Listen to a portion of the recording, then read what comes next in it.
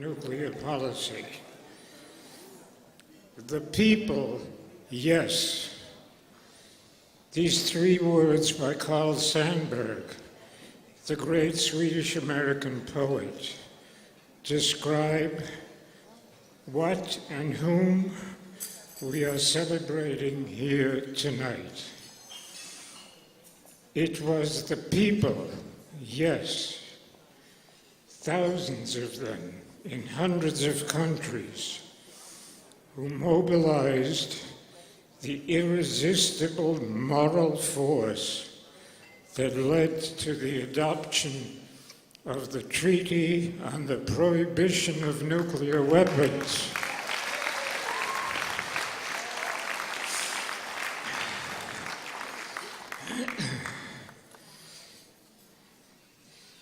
And it was that irresistible moral force that you created that came to the attention of the Nobel Committee.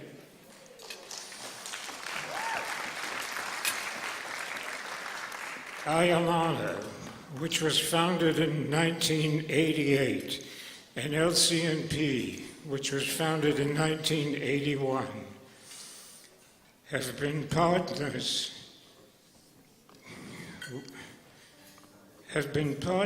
with the massive, admirable effort by ICAN, for which we enthusiastically congratulate them.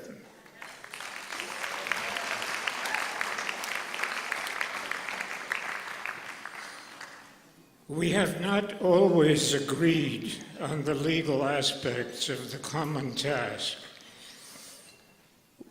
which is something that occasionally happens when lawyers work with people whom they consider to be mere mortals. But I can tell you, as soon as I find my place here, I can tell you that we consistently advocated the proposition that nuclear weapons are inconsistent with humanitarian law and with a number of other norms of international law. But all of that is in the past now, because what we advocated for the last 40 years or so has found its place completely in the treaty. So we are all now on the same place. And we therefore look forward to working harmoniously with ICAN and its many partners until nuclear weapons wind up in the dustbin of history.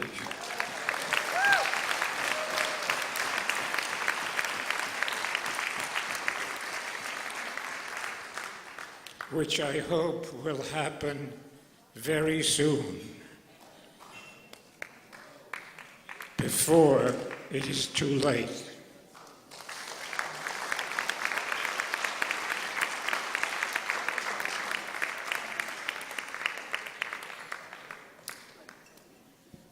What a powerhouse between Peter and Cora Weiss. We have one of the most amazing couples, not only in the US, in the world, that have dedicated their lives to peace and done so much for the planet. I will also want to introduce somebody who many of you from Peace Action New York know well, Alicia Godsberg, who was the executive director from 2010 to 2014. Before that, she worked as the research associate for the Strategic Security Program and UN Affairs at the Federation of American Scientists in Washington, D.C., and she's currently a resource mobilization manager at UNICEF USA. Thank you, Alicia.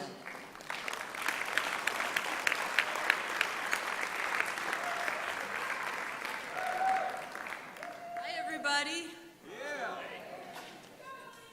Thank you. Okay, well, over the past decade, the international campaign to abolish nuclear weapons grew from a small organization in Australia to an international coalition of 468 partners in 101 countries, all with the single purpose of achieving a treaty on the prohibition of nuclear weapons to facilitate their total elimination.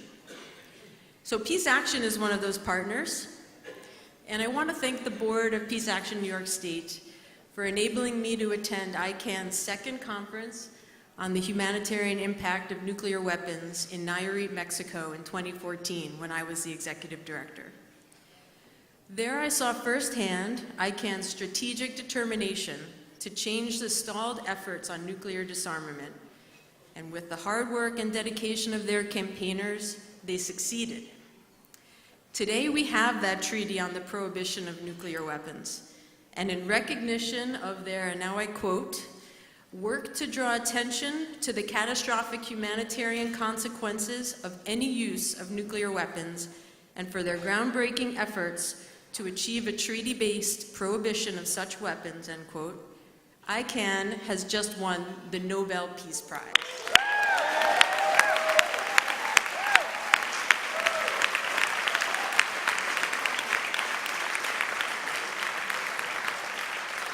So it's my real honor to be up here to introduce two people who played an instrumental part in this movement, my friends, Ray Acheson, Director of Reaching Critical Will and member of ICAN's International Steering Committee, and Tim Wright, the Asia Pacific Director of ICAN, this year's Nobel Peace Prize winner.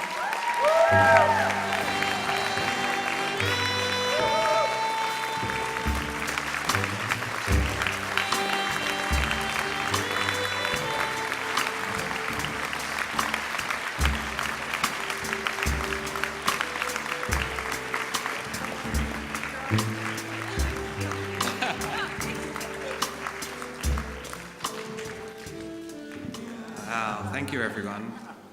And first of all, let me congratulate you on your 60th anniversary and 6 decades of taking action for peace and justice. If ever there are a time that we need groups like this here in the United States and around the world, it's now. The Nobel Peace Prize, of course, is an enormous honour, and it's a tribute to all of us who have, around the world, contributed to this struggle against the worst weapons of mass destruction. And in particular, it's a tribute to the survivors of Hiroshima and Nagasaki and of nuclear testing around the world who have shared their testimonies as part of our campaign to achieve a global prohibition on these weapons.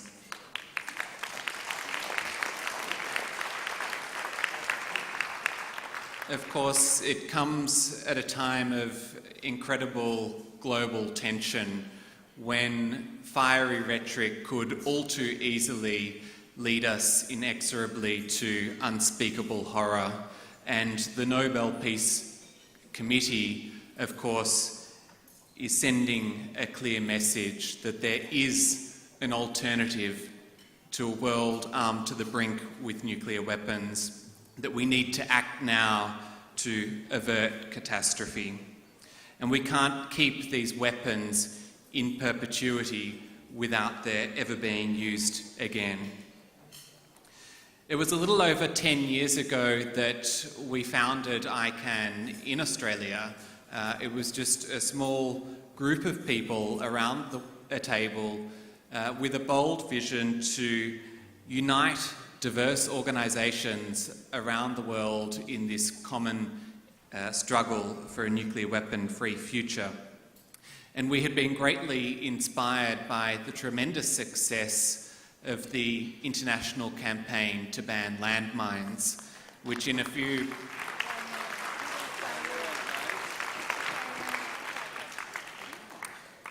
that campaign, within a short period of time, managed to galvanise global support for the Mine Ban Treaty.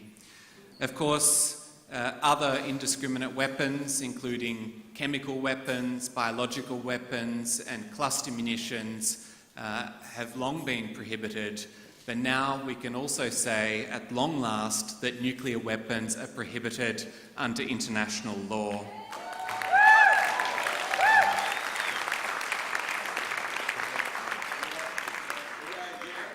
We've really worked over the past decade to try to reframe the debate on nuclear weapons to focus on what these weapons do to people and the environment rather than abstract concepts of geostrategic stability and this kind of idea that these are merely instruments of power or instruments of political prestige.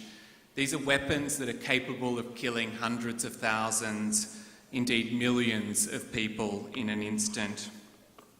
We need to use this treaty. It's a remarkable tool that we now have at our disposal in nuclear-armed states and in nuclear-free states to demand a nuclear weapon-free future. And I want to thank all of those here in this room who have been part of this struggle to achieve the treaty and the broader struggle over the past 72 years to eliminate the worst weapons of mass destruction. This year's Nobel Peace Prize is a prize for us all. Thanks.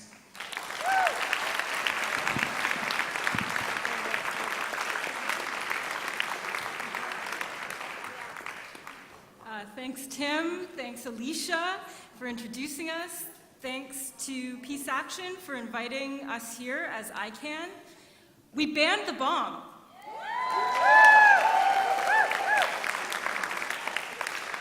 And in banning the bomb, we are very actively smashing the patriarchy. We were told that we were irrational.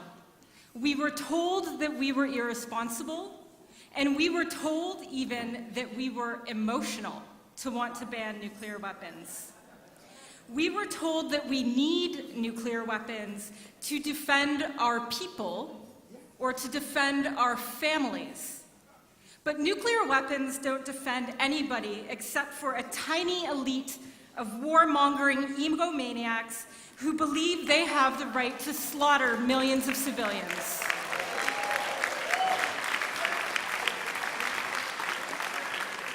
Nuclear weapons don't defend anybody except for those who profit from their production, making money off of the threat of genocide.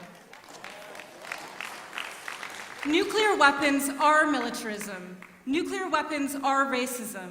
Nuclear weapons are capitalism, and nuclear weapons certainly are patriarchy. And we are smashing them. Yeah. The treaty that ICAN campaigned for relentlessly in the face of great opposition from many different quarters, the treaty that 122 governments have stood up for in defiance of the nuclear armed states, is a piece of law, it is a piece of art, it is a piece of heart, and it is a piece of courage. It is our treaty, and we are going to use it. Every time that Trump says nuclear war, we are going to say nuclear ban.